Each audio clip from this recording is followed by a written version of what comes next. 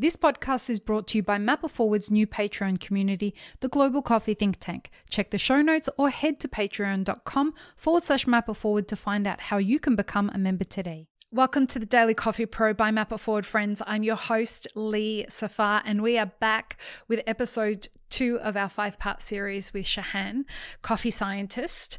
And we are talking about in this episode how research is elevating specialty coffee as an industry.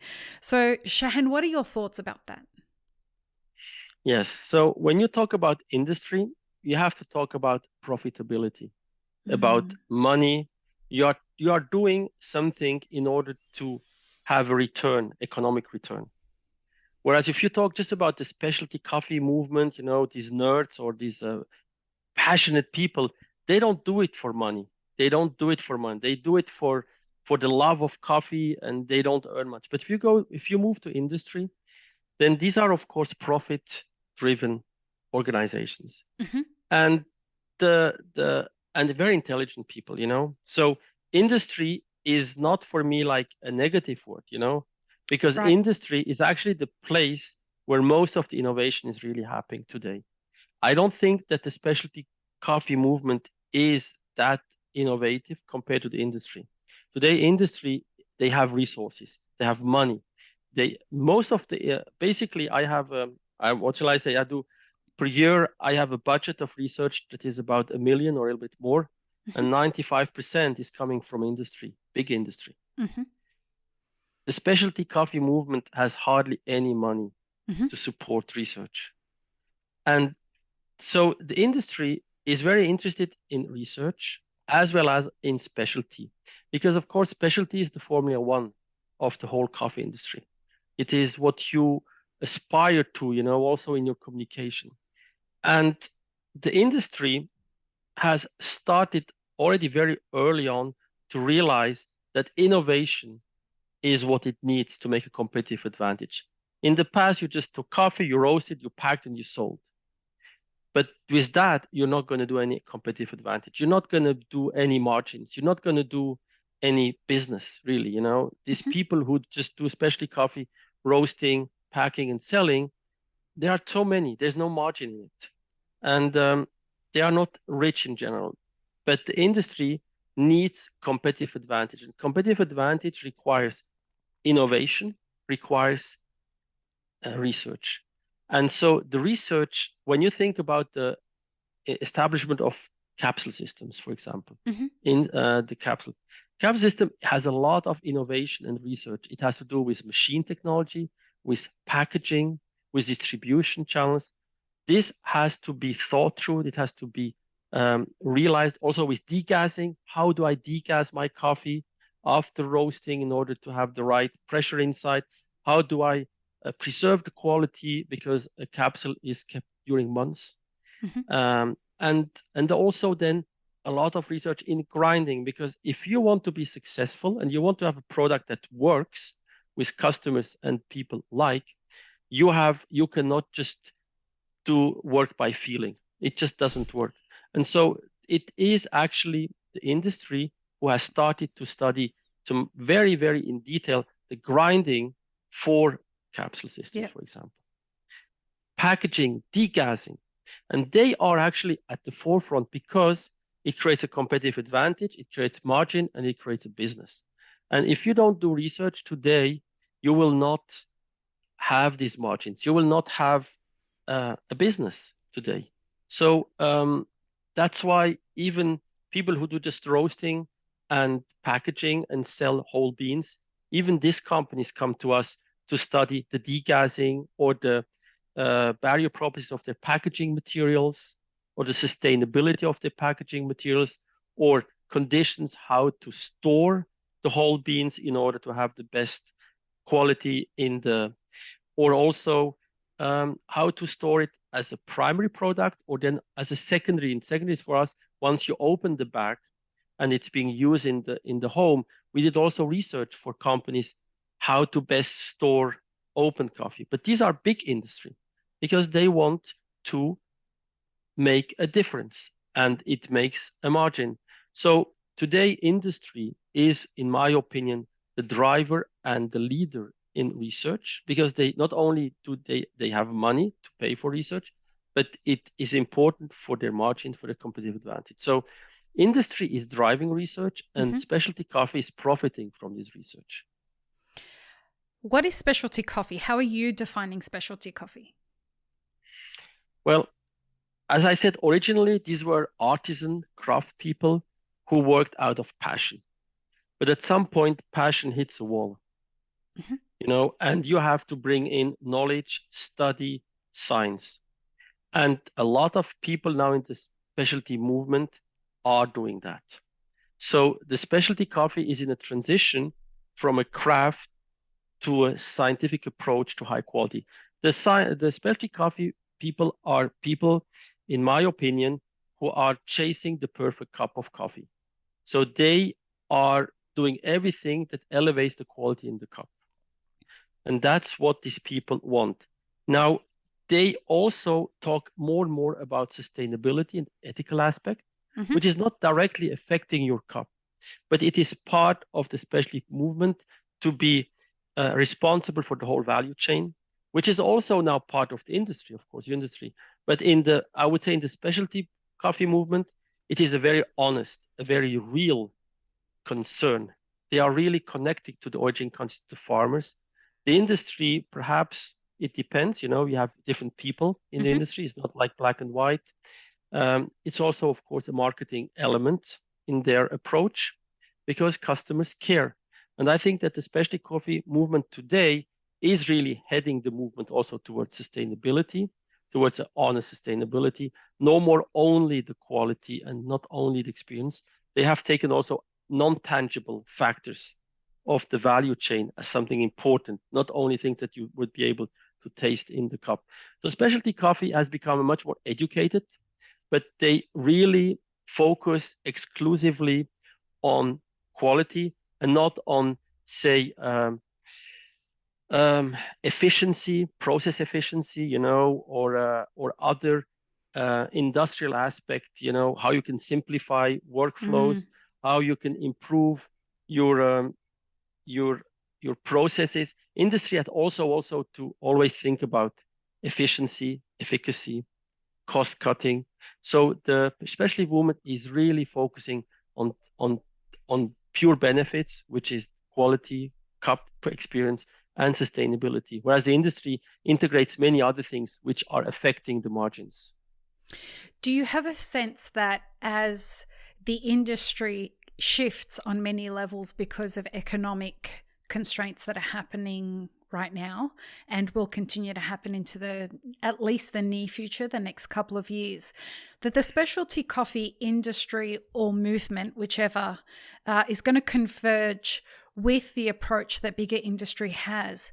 And let's say, for example, if we look at the labor shortage that we're experiencing, we're going to be forced into looking at how, let's say, a company like McCafe approaches automation in order to, let's say, compensate for, I think, is a permanent labor shortage in our industry. Do you believe that science is going to have to play that role for the specialty coffee industry as well? Yes.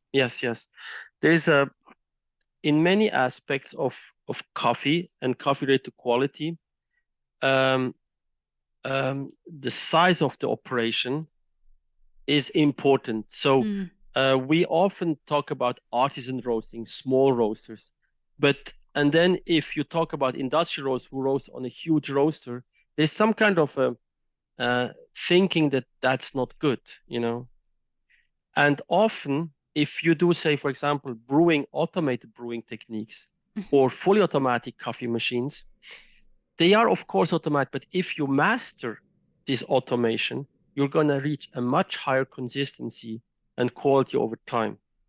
What we are not good at that today, we do not master the automation properly. But of course, the artisan and the manual, also the story of hand picking versus machine picking, there's this dream that hand picking is such a great thing, sometimes, a lot of big companies also advertise their coffee. This has been all hand picked and not mechanically. But today you can actually mechanically pick quite well and then have huge technologies to sort which is much better than the sorting, mechanical sorting sometimes, than the person who is sorting by hand.